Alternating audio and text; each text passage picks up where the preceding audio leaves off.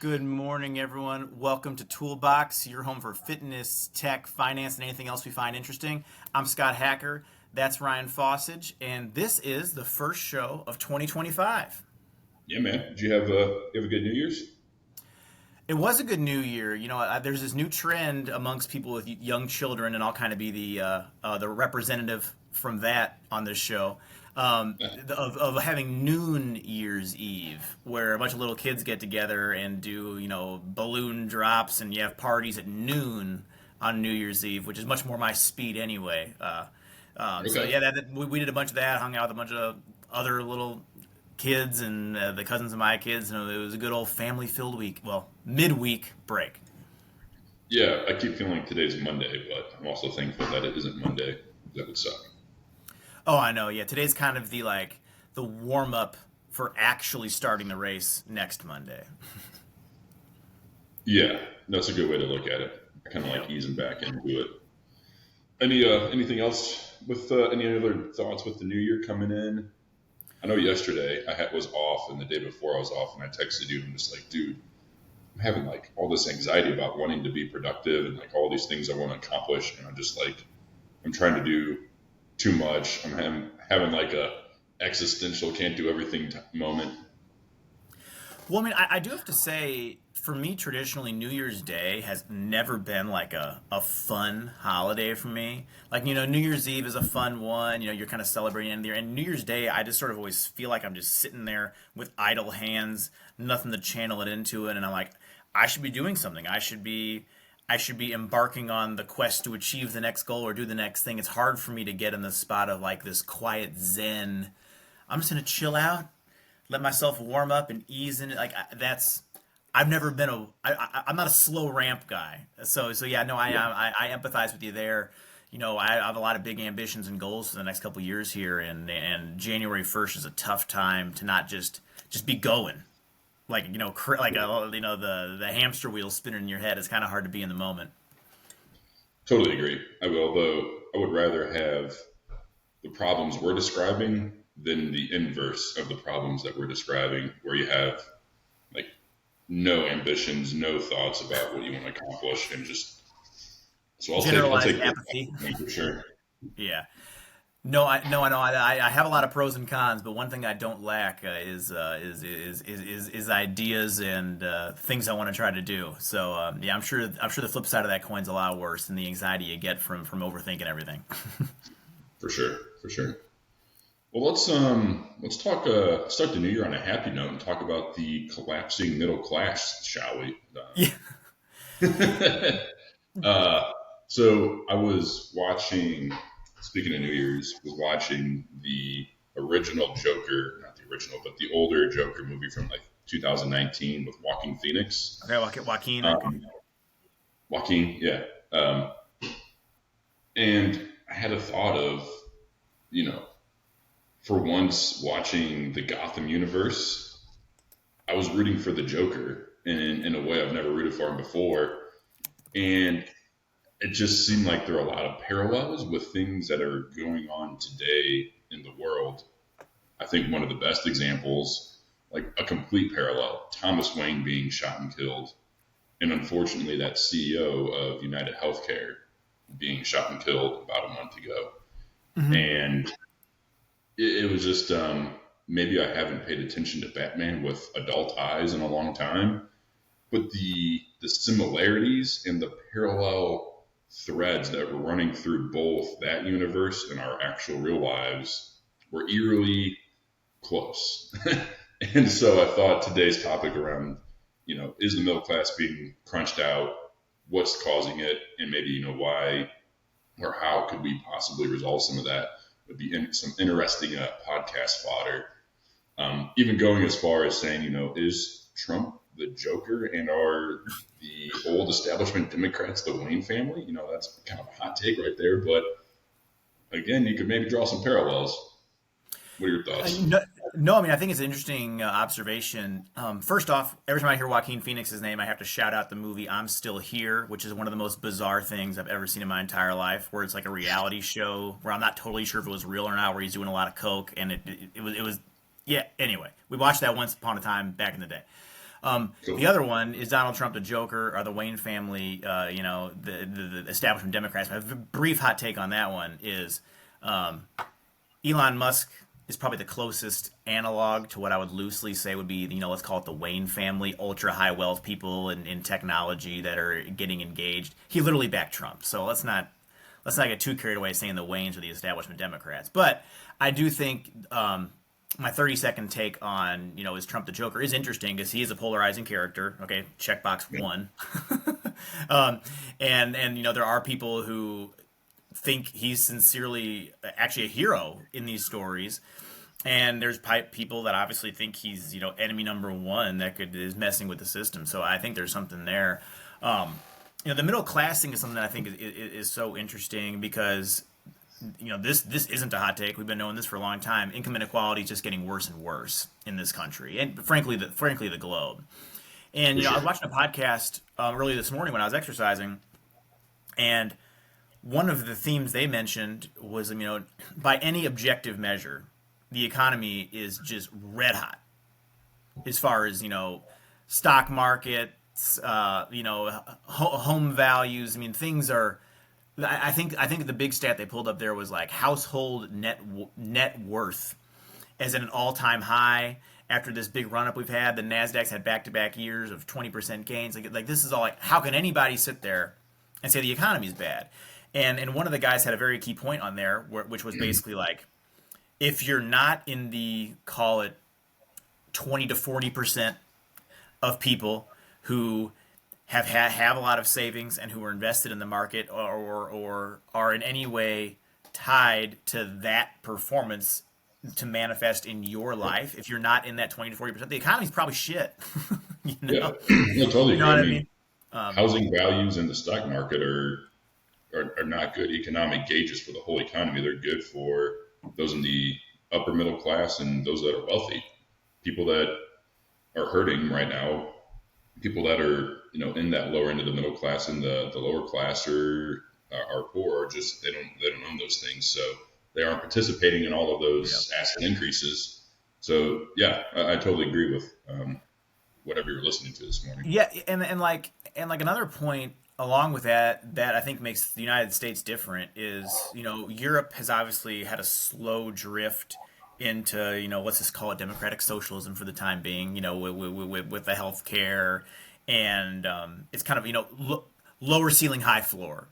And I think the unique feature to America, which is a pro and a con, but I think on balance a pro, is that the reason the aforementioned 60 and 80% of people, the reason they don't vote to say F these billionaires and hit them with 50% taxes, the reason they don't do that is that it's just fundamental to the culture here that, well, my kid is going to be the billionaire and they're going to make it.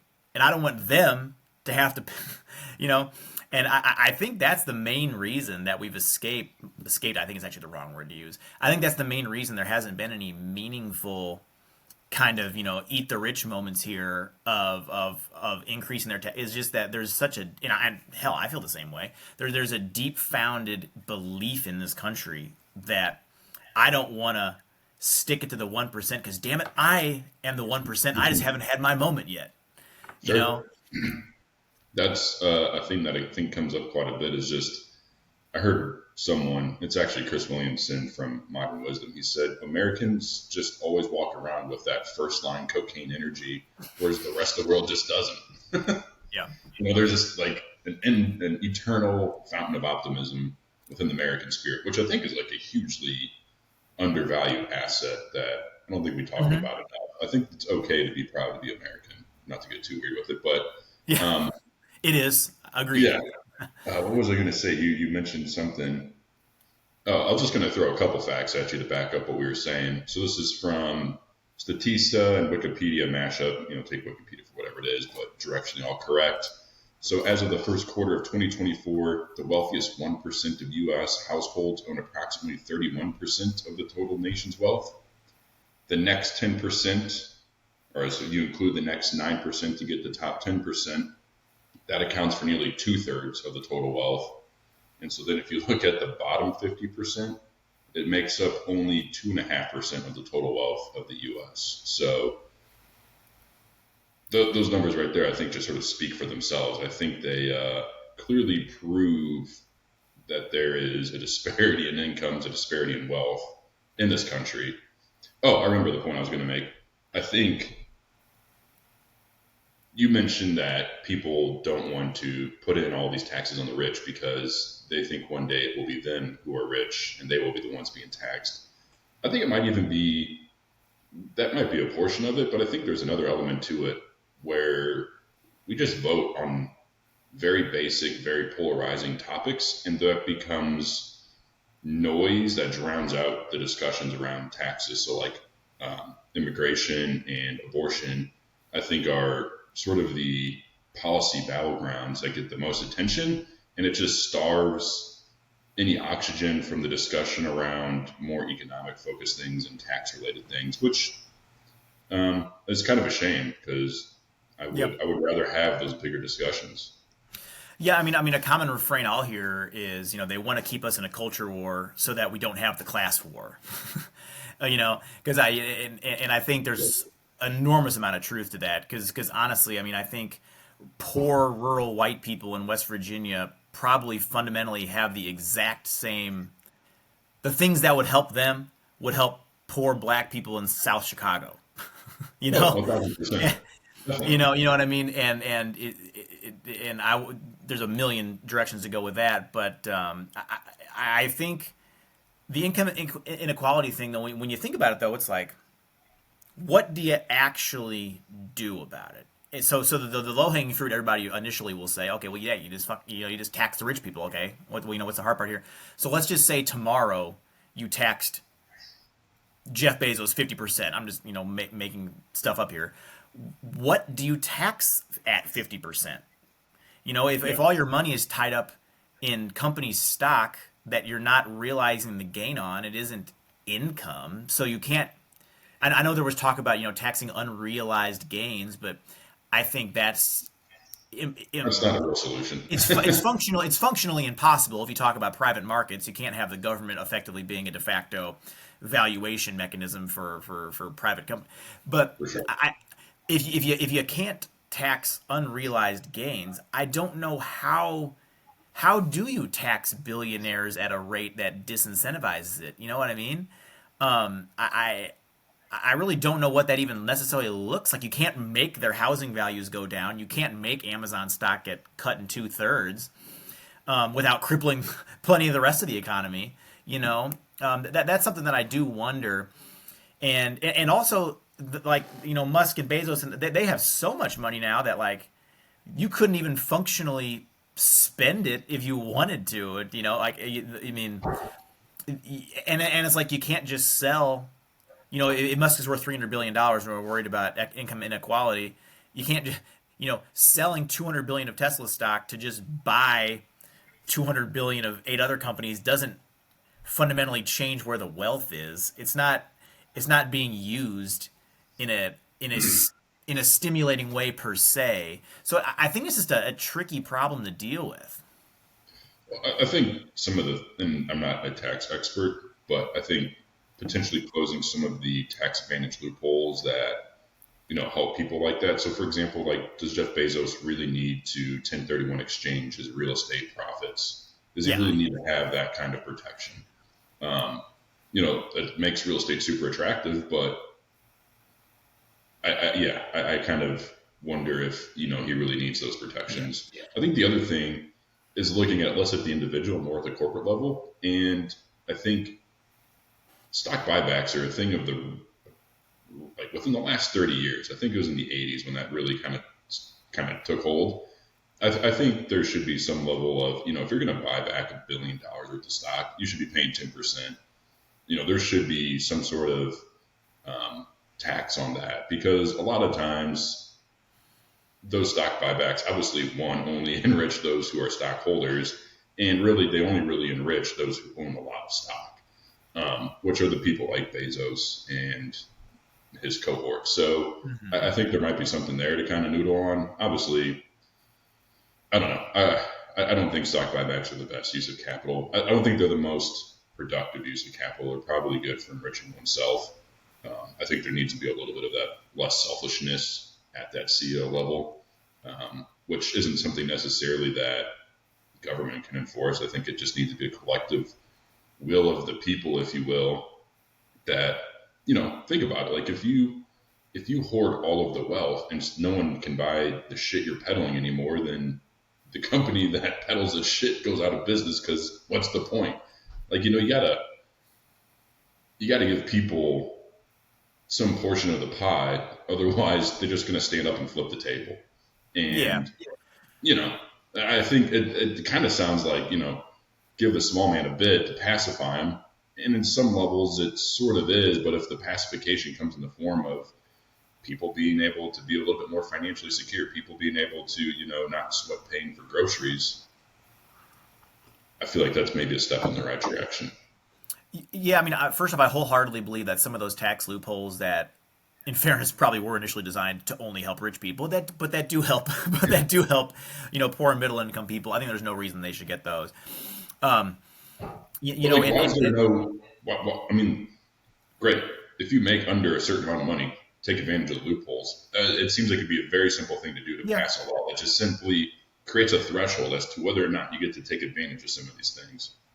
We already do that with 401k contributions, or I'm sorry, with Roth IRA contributions. yeah. If you make over a certain amount, you can't contribute to it. And your point about stock buybacks, you start a company, and initially, okay, your Amazon in the '90s and the 2000s, and until they weren't profitable for a very, very long time because the money they were making, they were reinvesting into the company. So if you're a company and you're making profit, your options are effectively give a dividend to the shareholders, buy back stock. I guess you could keep it in cash, totally fair point, I guess. Or the other option is invest it back into the business. Those are basically the four levers you have to pull on, and you can't invest it back into the business forever. At some point you got to give dividends or do the buybacks. And I mean, despite some of these companies having a multi-hundred-billion-dollar cash pile, which is neither here nor there, at some point, all of those outcomes, but reinvested, all of those outcomes still only help the shareholder class. You know, whether it's dividends, whether it's buybacks, or again, whether it's just sitting in a cash pile, it still only in any way impacts those people. And to get it to reinvest, again, if you're Amazon or Apple and you're trying to push this thing to the limit, and you can only reinvest for so long, or to such an extent, and without it just no longer really making sense. So I do wonder there how to handle the tax piece of it. I think a big part of it is intergenerational. Sure. Like there's no reason that the inheritance tax, once you okay, whatever, if you want to set your kid up with 10 million bucks that they could slap in a 5% dividend thing forever and live off $500,000 a year and never do anything, fine, okay, whatever, fine. Your kid doesn't have to work, they can live a great life, whatever. But if you're worth $40 billion and you die, there is absolutely no reason your kid you should just get all that money. I mean, that would be the easiest lever to pull on, if you ask me, to eliminate. And God forbid if all that government went, if all that money was going to go to the government, God knows these wealthy people would find a way to spend it somehow. And yes, I get it. That would probably turn into charitable trusts, and that would probably turn into these nonprofit entities, which are just glorified hedge funds that could sit there and invest it and kind of, and then you pay a salary. I get it. But I do think that's a fair piece of it.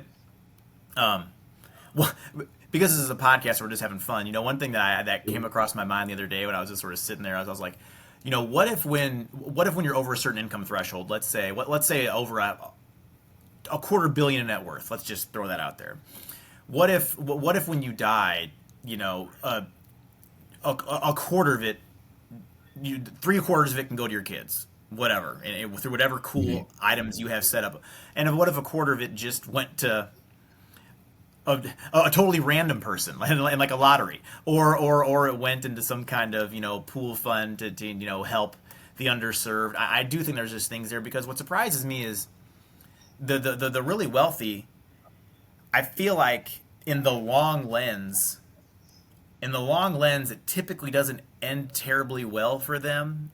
If eight people, if eight people control half the economy, I think in most cases, heads end up on spikes, and maybe their viewpoint is I'm going to be dead by then. Who gives a crap? Or maybe their point is it's different this time, which is Right. probably how everybody feels. But I do think that the income inequality is just such a glaring issue with the economy. It does feel like there's smaller and smaller and smaller group you'd call the air quote middle class, despite the aggregate overall wealth creation that we've seen. Yeah, I agree with that. So then I think we've thought a lot about how we raise money. What would we want to do with some of that money? I thought like education and trade and like apprenticeship programs are things that would be, I think, useful. Again, that relies on people that are maybe not as well off actually wanting to take advantage of those and having the initiative to utilize them, which I think a bigger proportion of those people would actually take advantage of that than not. You're always going to have some people that just are not going to want to contribute, and that's at every class and every socioeconomic ladder. But I think that's, at least in my mind, a potential good use of the money. No, I mean I tend to lean as a big proponent of universal basic income. I tend to be a big proponent of it because there's just so much less friction in that. Like, if you take the money, you're just going to give people anyway.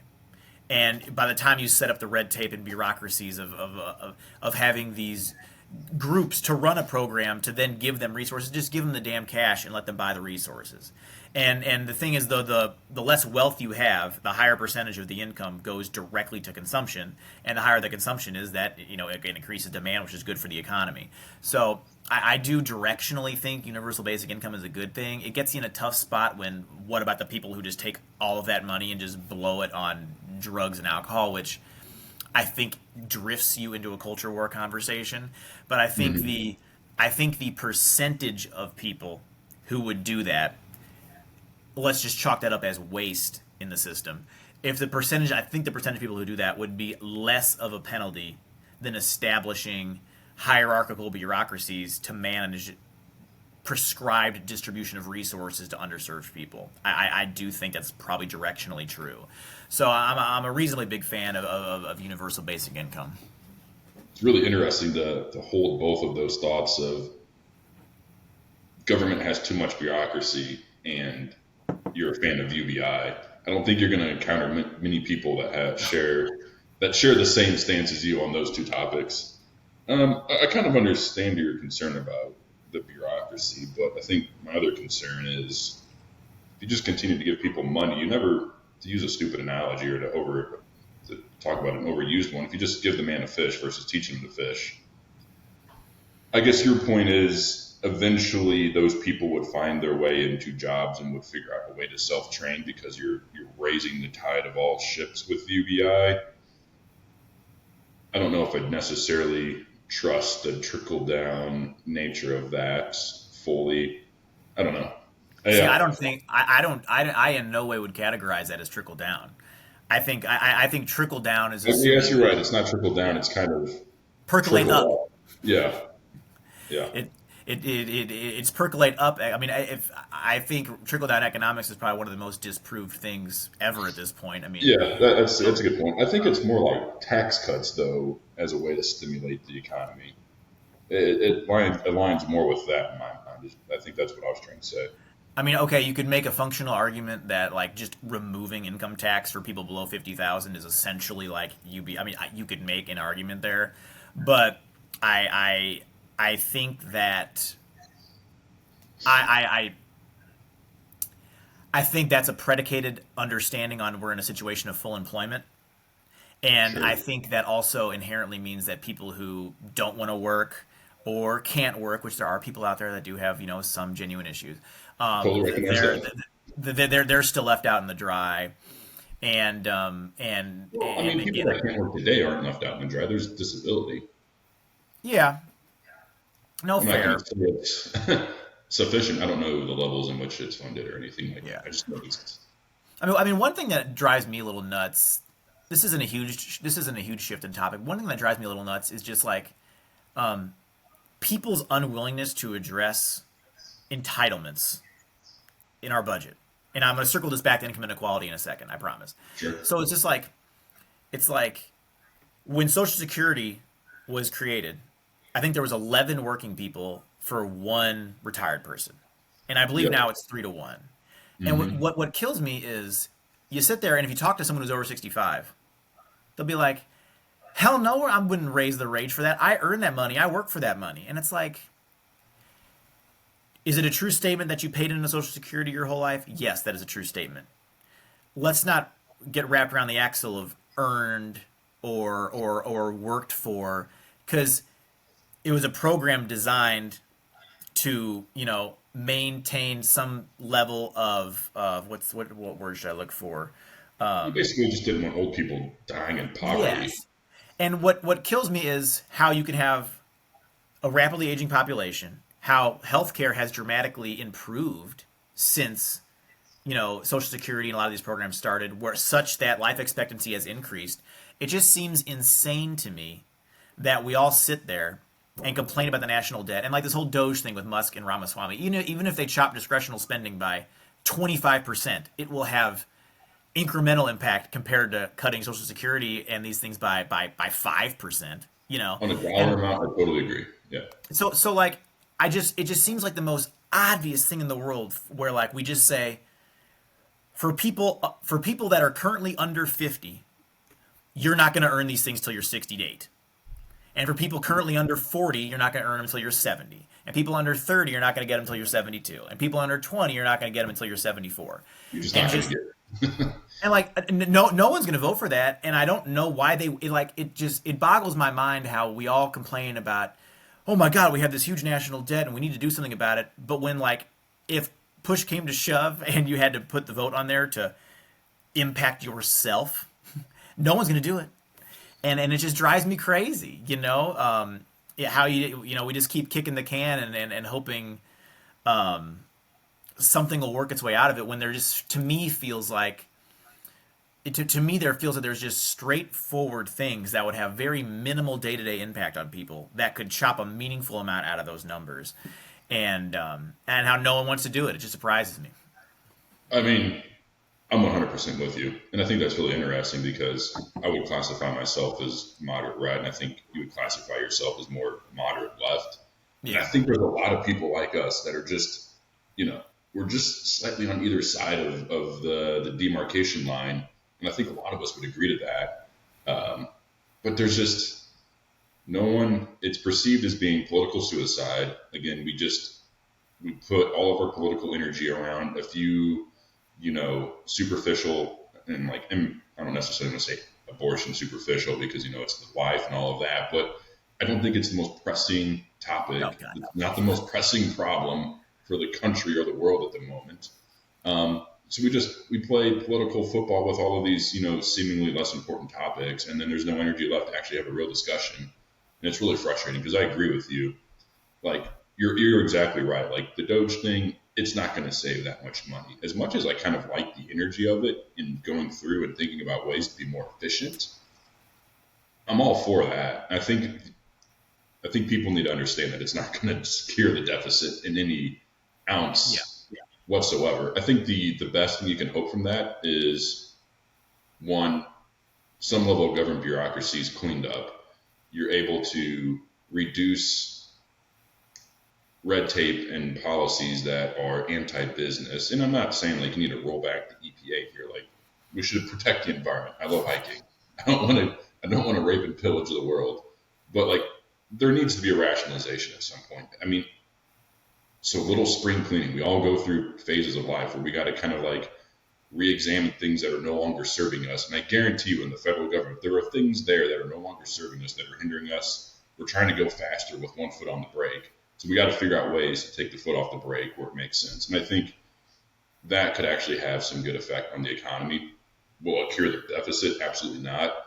I wish people would be more geared up like you to have the conversation around Social Security because Yeah. It's a Ponzi scheme. It's a goddamn Ponzi scheme. It was a setup to be a legal Ponzi scheme, and it only works when you have more people paying in. You marry that Yeah. up with declining birth rates, and not just like a little bit of decline in the birth rate, Yeah. but A a lot of decline. large decline in the birth rate. And it's literally the most plottable, easy thing to follow that this is not going to go anywhere that ends well. I It's know. just it's just blatant and active unacknowledgement of the problem. What blows my mind the most about it is I just like coming out of this most recent election. I think there was just so much scar tissue from 2020 and hell even 2016 that there wasn't really room for an entrant to take some of these more step back viewpoints.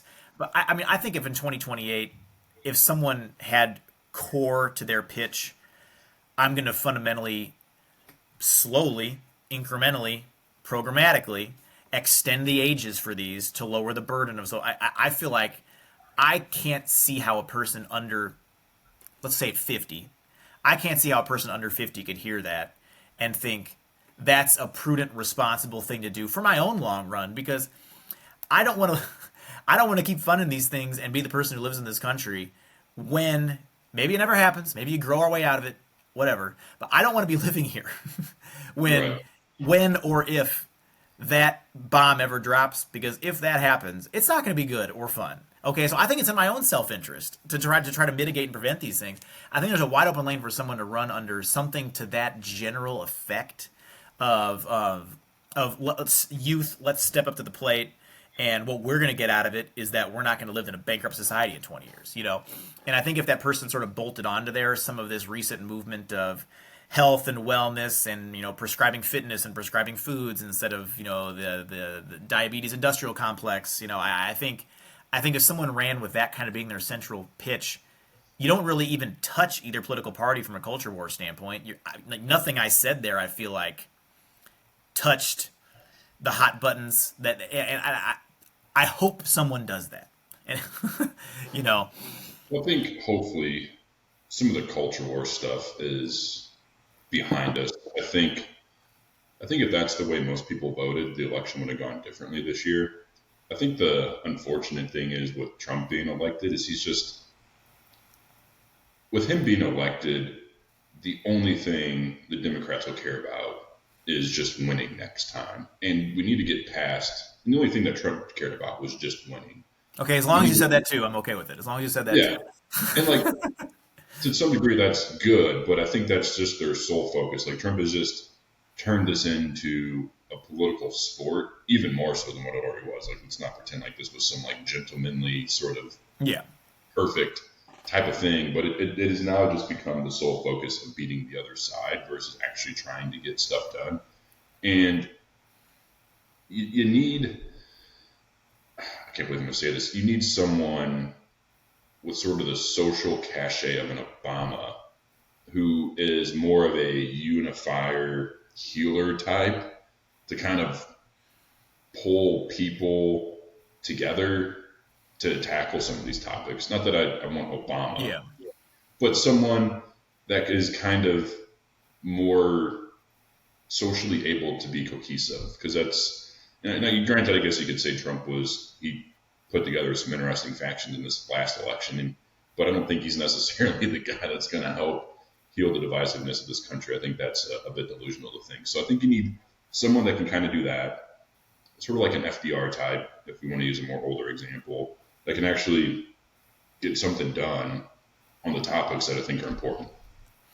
But I think Yeah. the unfortunate thing is it's just people just are going to suffer from Trump derangement syndrome. They're just not going to really care about solving problems other than just like making sure that there isn't another Donald Trump. I I think we just got to move past that. It's done.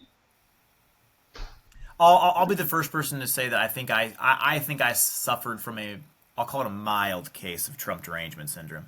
But what I think on this general topic is oh man, this is such a loaded one, but like what I I I feel like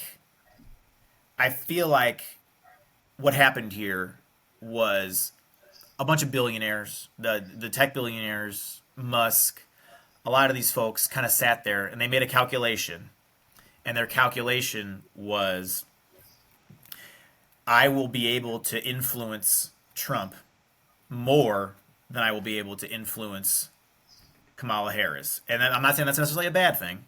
Okay, a little pause for a brief moment. Sure. And so they said, they basically said, I will have, they thought it's more important to me to feel like I have closer access to the controls than it is XYZ other features. And I can completely grasp wanting to move in that direction.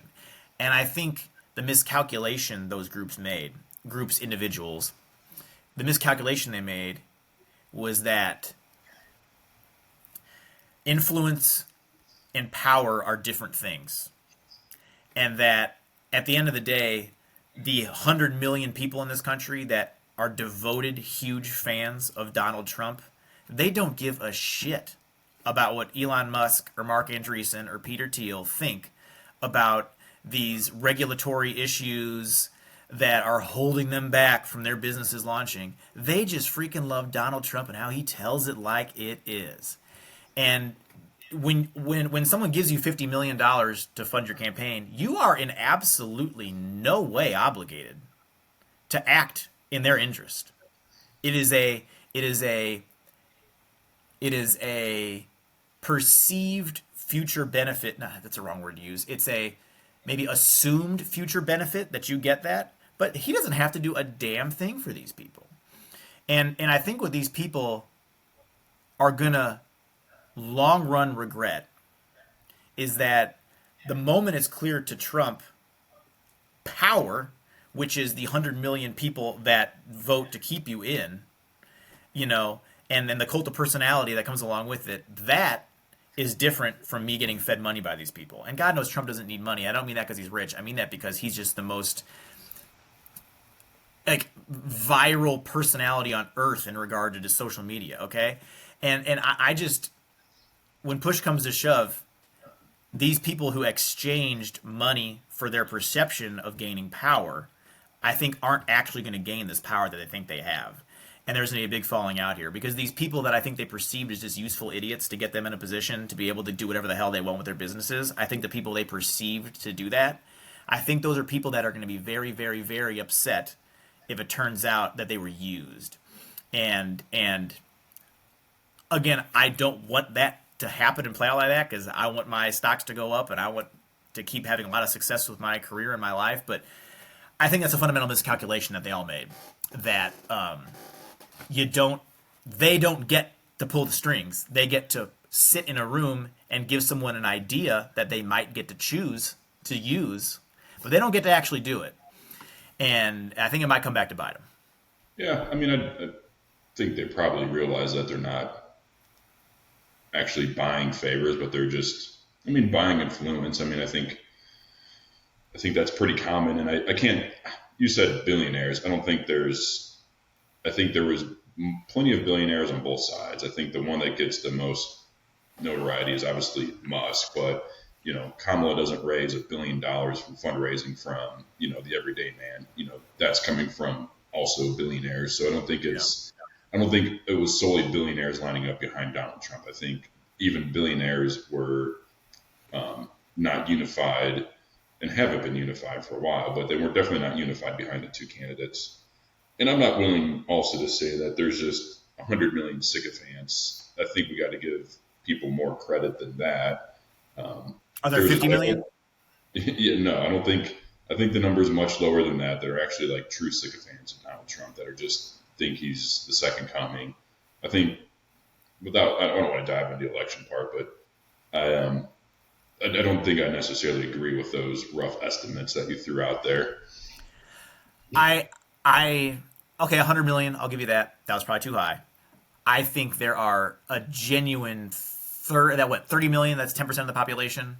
And that roughly means 20% of the voting people engaged in voting. I would wager to say there are 10 million people in the full blown, Yeah, everything this man says is absolute truth. The election was a lie in 2020. I will vote for him again in 2028. There are at least 10 million people like that. And I that I think agree with. that I just wanted to give. people a little more credit that I don't think there's just Yeah. 100 million people out there that are just blind to whatever Donald Trump is. I think most people made a calculation between the two offerings, and I don't think What most people felt good about either way they voted, but I just what wanted to be more fair. what continues At to least get more me, fair in my opinion. what We're dealing in opinions.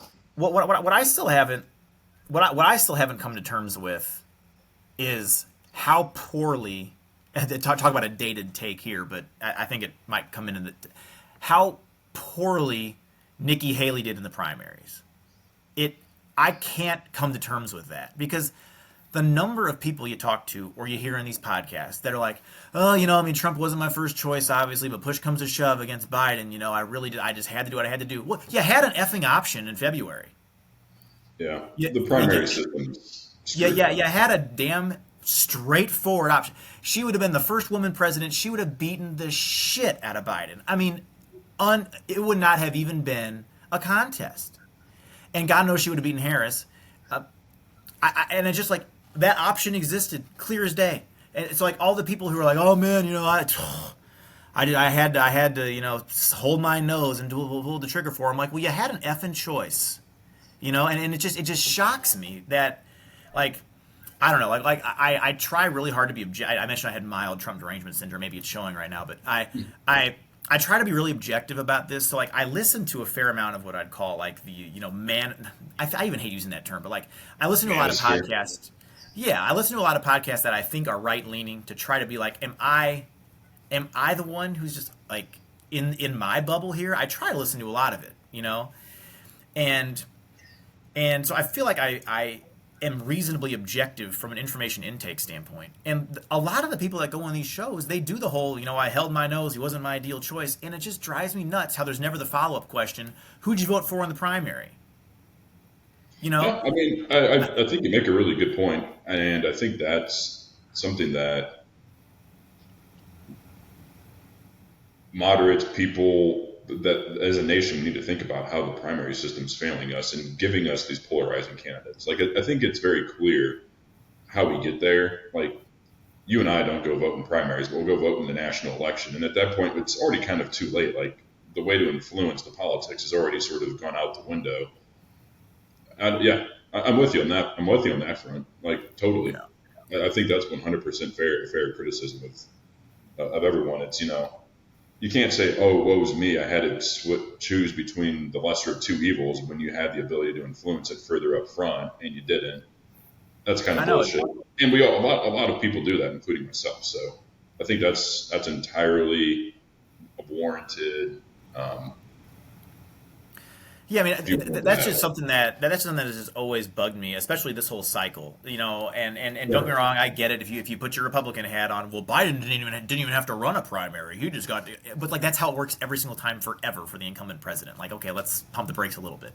Yeah, But no, I mean I think generally my Trump derangement syndrome wore off when I sat there and really thought to myself like, what concrete thing changed 2016 to 2020? You know what I mean? Like, like, did any institution truly fall apart? No. And like, was there the whole what did January 6th happen? Yes. I'm not even going to try to unpack. That was atrocious and inexcusable and absurd. That it's agreed. not taken as Agreed on seriously as all it is. accounts.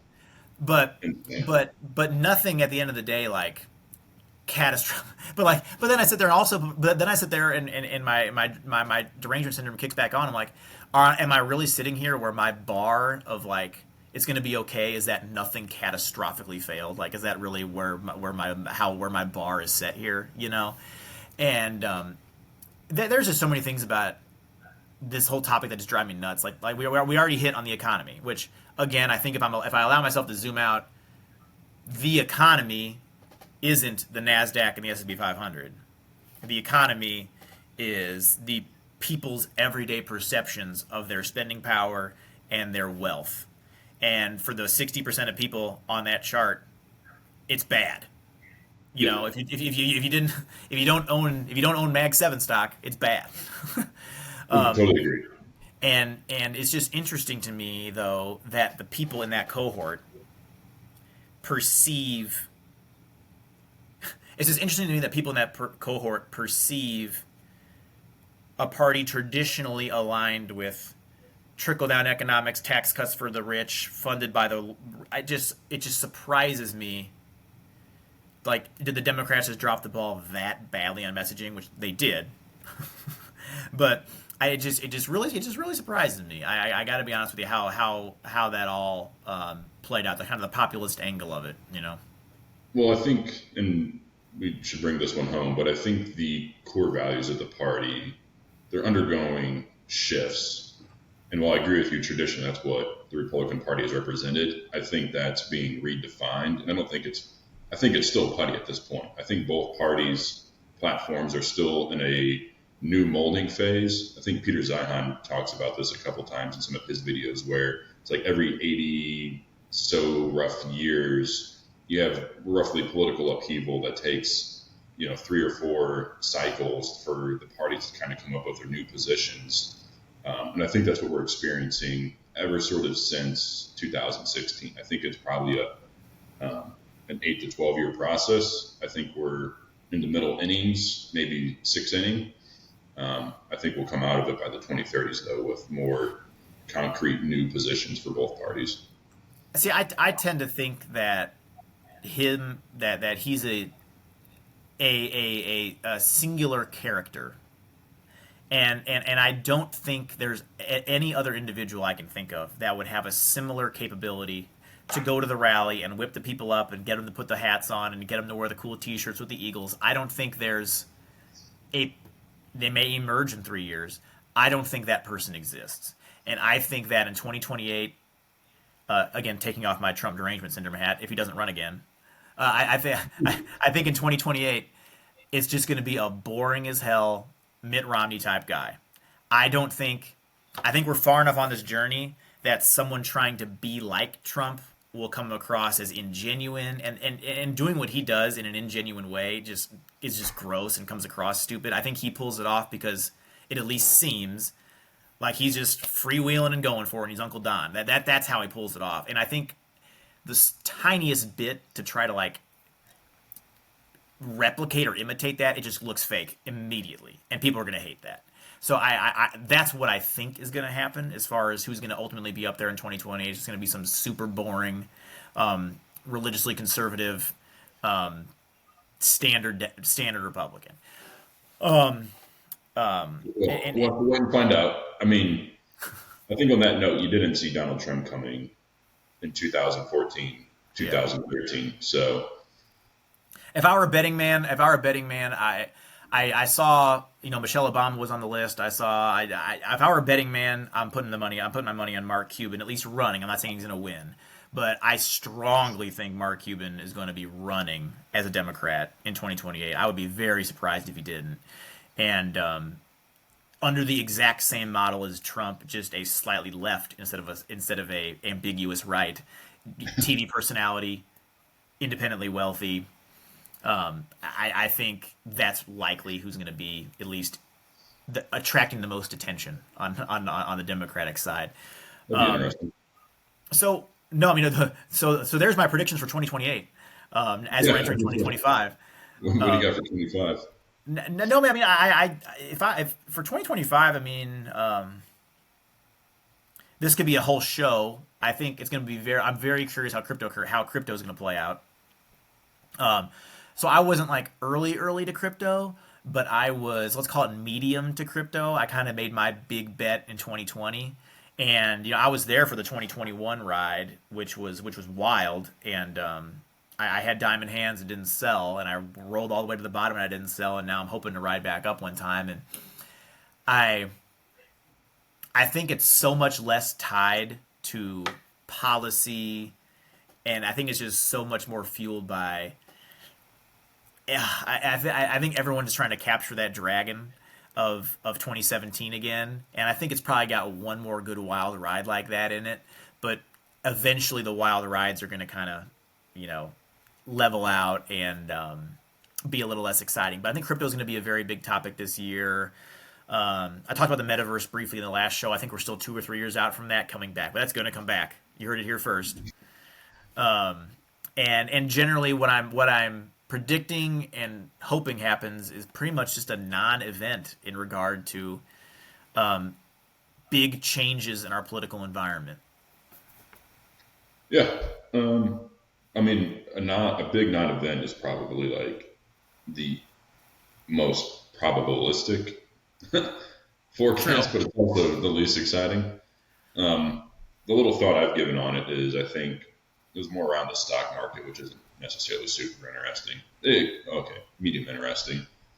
I think we'll end the year higher, but I think between now and the end of the year, I think there will be a big drawdown where some of the animal spirits get blown out, people Yeah. get a little fearful, and then at the end of the day, capital will continue to flow into the U.S. stock market because as many problems as we do have here in this country, we should be grateful we're not other countries also because I think there are bigger, more pressing issues outside of this country than Hmm. inside of it.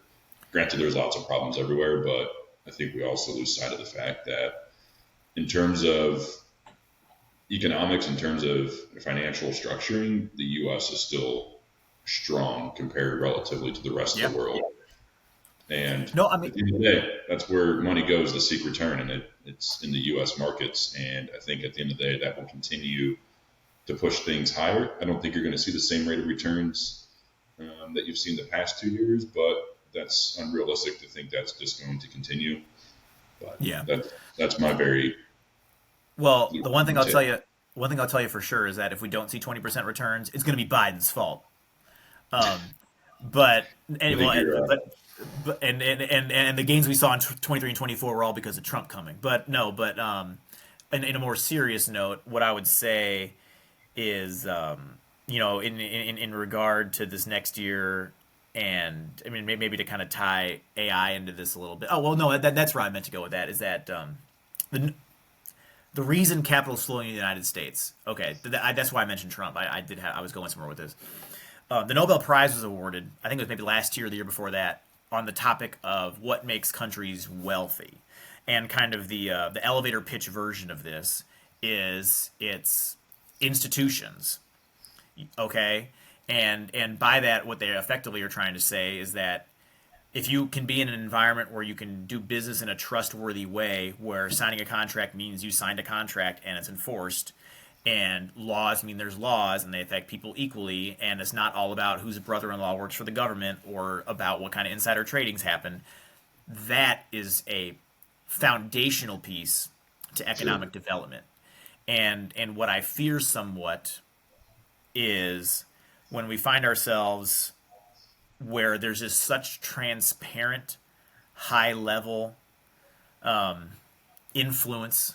Going back to my previous word, and yes, has that always happened? There's a military-industrial complex. Yes, I get it, but I think the transparentness is the different thing.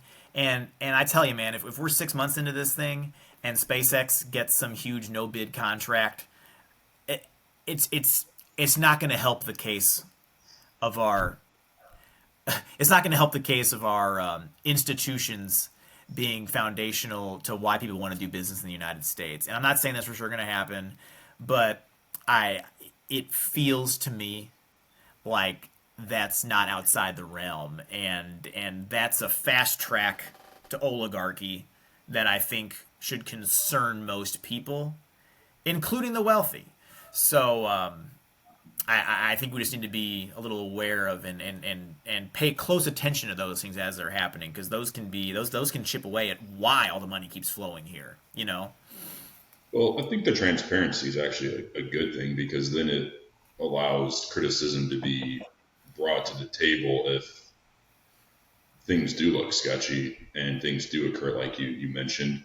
I think SpaceX is actually a really poor example to use because who can launch satellites into space? SpaceX, maybe NASA. I don't necessarily think they can. Maybe Boeing. So like you're kind of really Bezos has his company. That's why he okay. was shaking Don's hand in Mar-a-Lago. Blue Blue Origin. Origin. Blue Origin. Okay. I think the overall, if you look at the overall capacity to shoot satellites, just in terms of numbers of what's been done in the past, I think SpaceX dwarfs all of those Yeah. companies combined. So just because they get contracts doesn't mean there's favoritism. It's also just means they might be the biggest and nearly almost the only game in town, Yeah. which was started and that advantage was created well before 2024. So Hmm. I hear you, but I actually think the transparency is a better thing because, you know, people can be critical and, the press should call out malfeasance and it should call out corruption. And if it looks like Yeah. that's there, then, well, it's easier to find now because that sort of stuff has occurred. Like there's no way that stuff like that hasn't occurred in the past, but it's all been under the table, which has made it harder to find and point out. So the transparency of it makes me a little less concerned. At least when it is under the table, 8 or 9 people get paid off instead of one person. So it helps with wealth inequality. It helps with wealth inequality. That's what we call folks pulling it full circle. I think we should wrap this one, and it's been a good one. 5 minutes have flown by. Not even sure what happened. I can't even tell you what I said, but it's Well, been I'm real. super excited. I'm super excited about this show in 2025. We at least plan on doing this once a week. Hopefully, we'll evolve into doing more. Please subscribe. We're hoping to grow this, and would love your feedback. So, with that, Happy New Year, and look forward to bringing more content to you soon. See you guys.